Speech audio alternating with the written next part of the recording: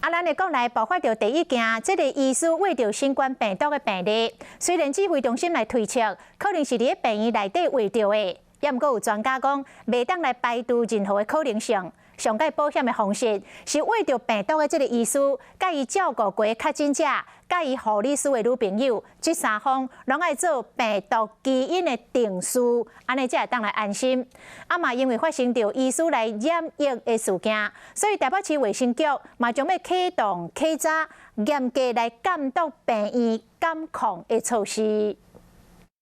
别头一个医师感染，指挥中心研判，真有可能是医生伫咧共治疗时阵画到的。不过专家认为，无一定是伫咧病院内底感染的。医师他其实也有他的一般的社交生活嘛，哈，还有家居生活，所以这个医师、这个护理师都要跟那个病人去比对。那如果都比对不到的话呢，那就要考虑别的可能性哈。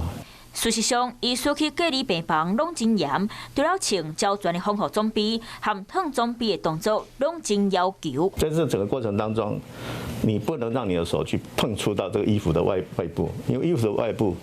理论上都可能有沾到病毒啊，所以这整个穿脱衣服是很严格的 SOP 的。北市卫生局卖伫咧2月28进前，针对全台北市44间地区型以上的病院做院内感染控制查核。他们在这个陪探病的一些管理的情形啊，医护照护工作人员的健康监测管理啦，或者是他们的一些设备啦，加起来大概有10项左右。若是查核无通过，就要求限期改善，因卖继续追踪，严格监督院内安全和医护人员的健康。